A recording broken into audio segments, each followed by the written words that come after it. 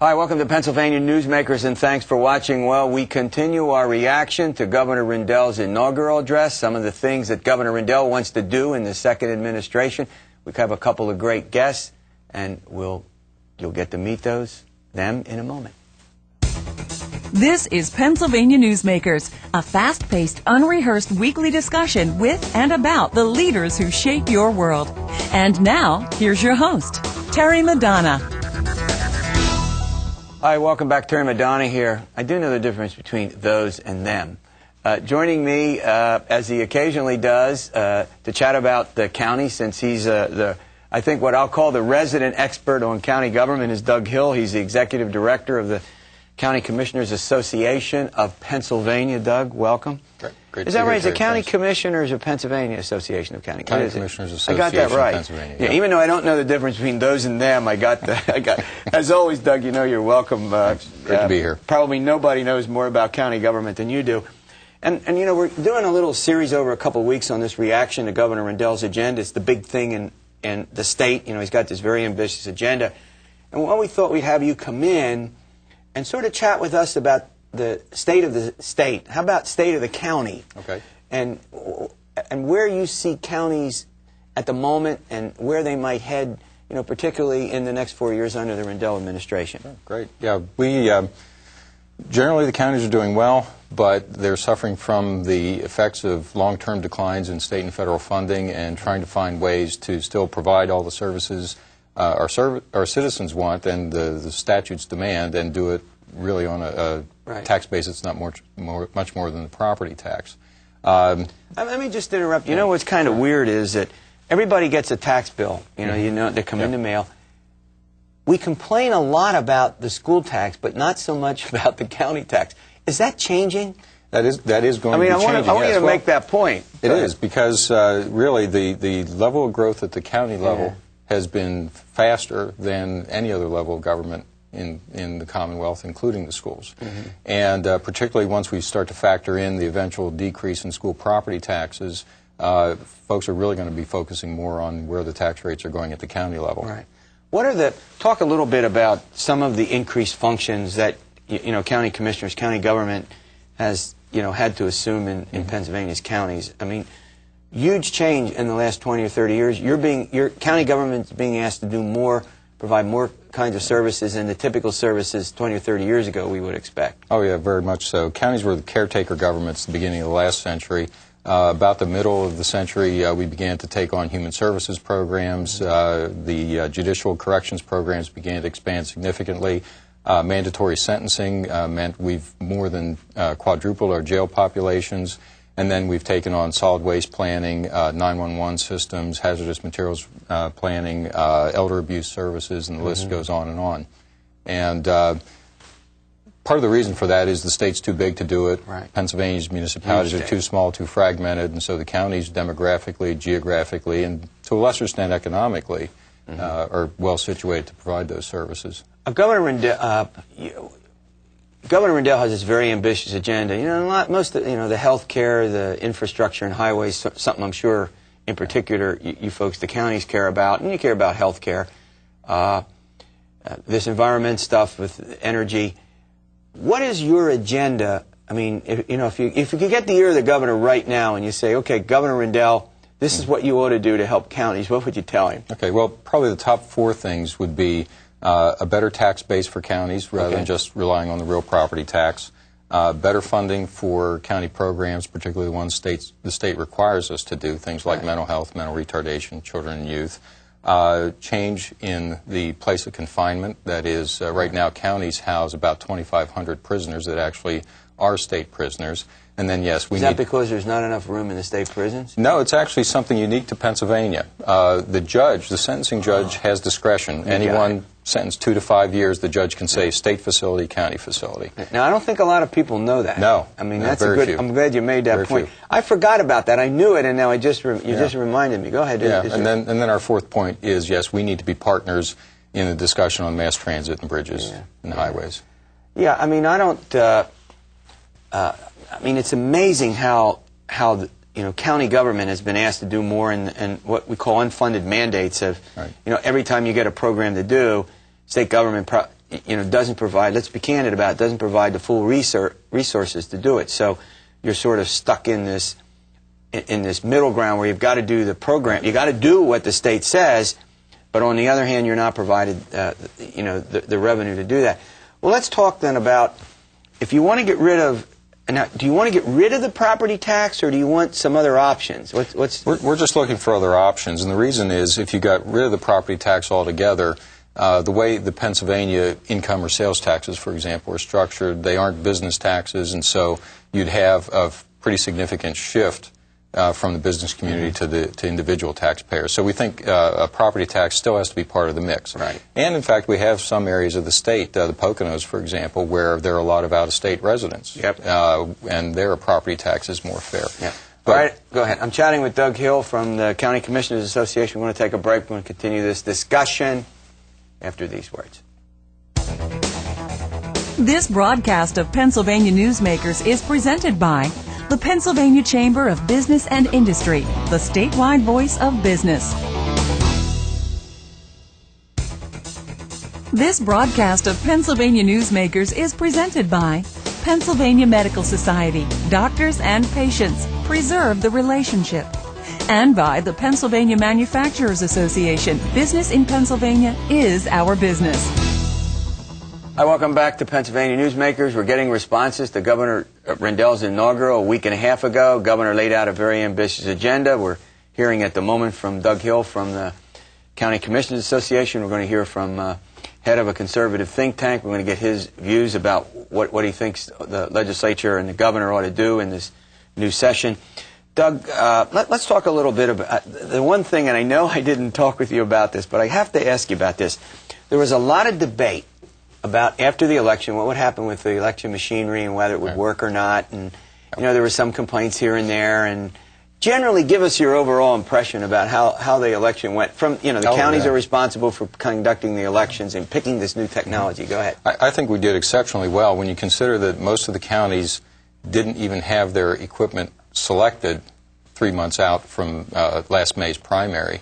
Got it in, got it set up, got their people trained, got the voters trained, and really about the only problems we had were some minor training issues. The equipment functioned fine, just some things on how do you set it up, how do you get it turned on properly that delayed poll openings in a handful of precincts. But other than that, almost flawlessly, and I think it's a real tribute to our election personnel they were able to do that. Early on there were a lot of stories predicting, sort of doomsday scenarios. And right. I noticed, and I follow this pretty carefully. I read here and there was a problem, but have there been any lawsuits that have emanated from the election that you have some concern about? None that I really have concern about. There have been a few around the edges. There are a couple groups looking for example, voter-verified paper audit trails. There was a tangential lawsuit out of one of the contested House seats on how the recount should be handled, which but not directly related to. No. I want to move on to one other thing, but this verifiable paper trail. Now, at the moment, is there a state law that prevents that? In a way, there is. All of the systems that are available right now would not meet the state certification requirements, and the reason is either that they are not secure or that they would compromise the secrecy of the ballot. I see. But that's one of the areas that's up for debate in the legislature. You agree about whether a verifiable paper trail. Do you have a organization have a position on it, or? Yeah, we don't think it's necessary. Okay. All right. Before you go, I want to return to one of the things that I know you have a special concern about in these roads and bridges. Pennsylvania probably has either the most or the second highest number of state-maintained roads. Some of which I'm sure your members would argue aren't maintained very well in the bridges. What do you see as the most critical problem in that regard? And mass transit, but you go ahead. Well, a big part of it is that a lot of the focus has been on state roads and bridges, and we also rank at the top nationally on county and municipal roads and bridges. Pennsylvania's counties maintain close to 4,500 bridges. Wow. We need about $100 million a year just to maintain a 75-year replacement cycle. Where do you get the money for the bridges? Right now we have a half-cent gas tax that was levied in 1930, hasn't changed since then. That only generates about $32 million. And Can't do it with that, can you? Other than that, it's the property tax. So in other words, you're basically financing out of county revenues the bridge problem. Yes. somehow, I mean, as a host, I'm allowed to have an opinion.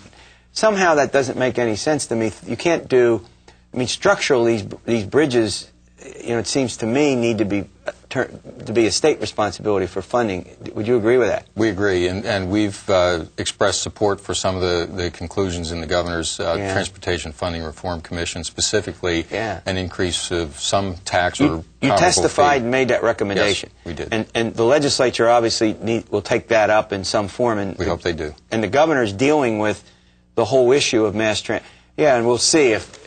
But the focus has been on the state situation, so it's great that you could come in and we could get some thoughts out about the county roads and the county bridges.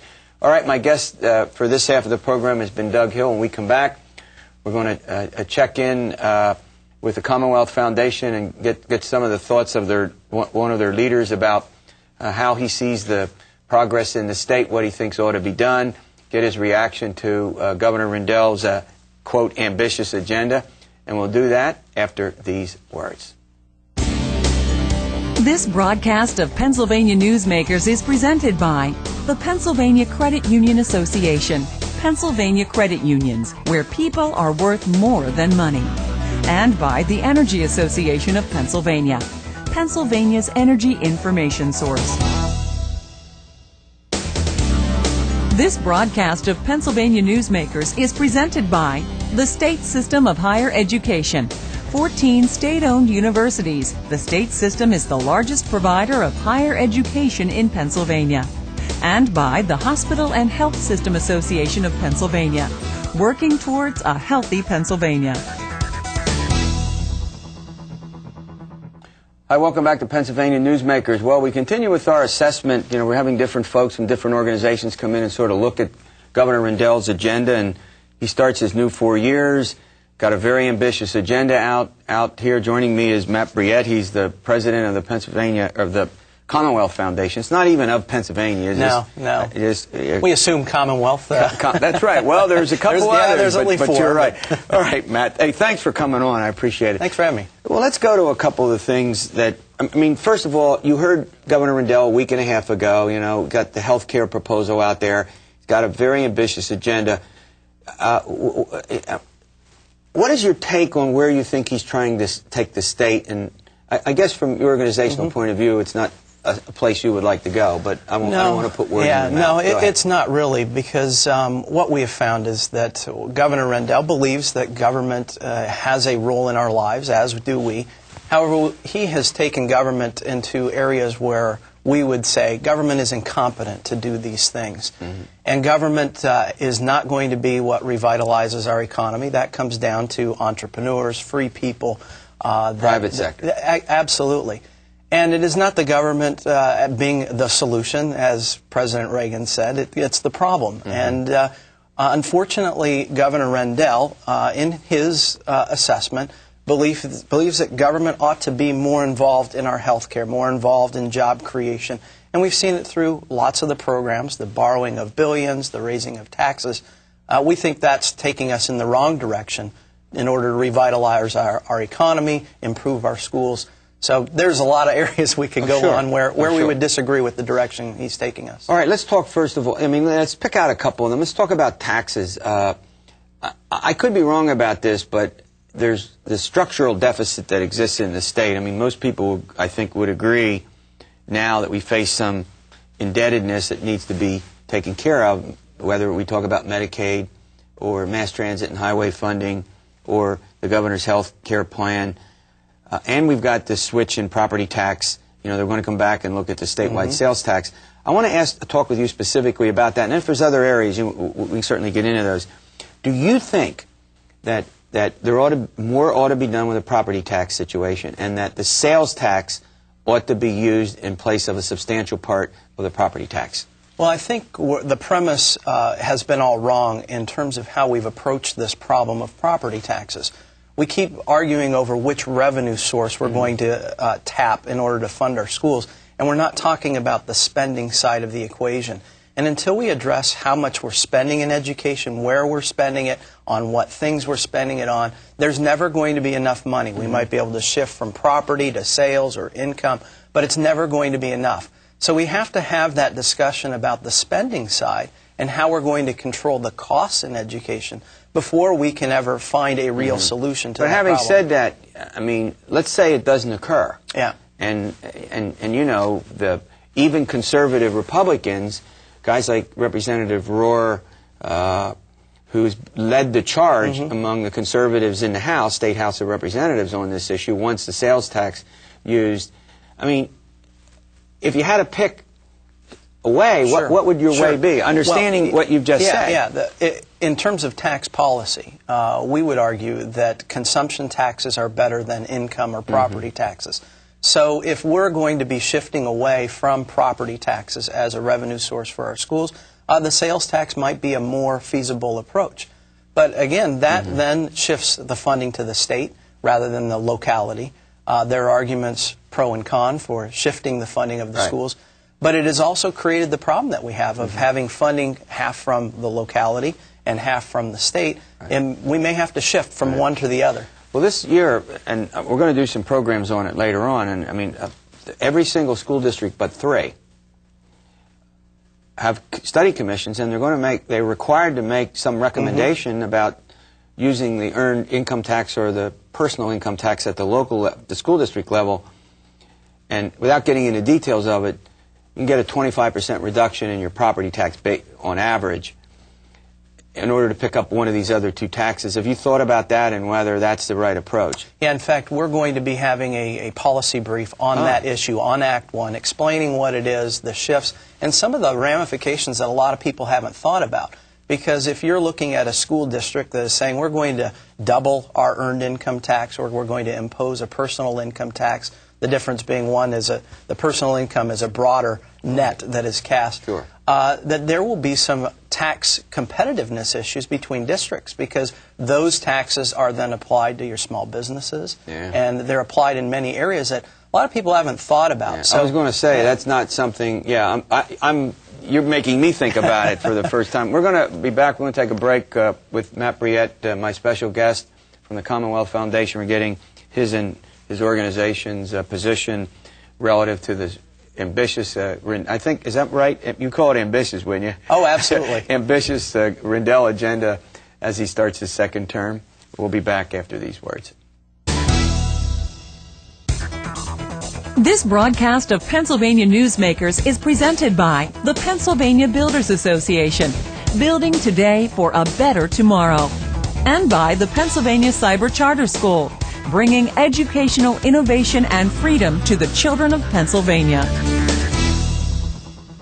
Hi, welcome back. I'm talking with Matt Brouillette from the Commonwealth Foundation. We're doing, getting some reactions, different organizations and groups, get a variety of opinions on what, Governor Rendell is likely to do in the next 4 years. The legislature divided now between Republicans and Democrats, will consider in the next couple of months Rendell's very ambitious agenda. We'll have to see how that plays out. Matt, let me ask you about the roads and bridge situation. Everybody admits of the 3 or 4 big things that Governor Rendell wants to do, solving that problem.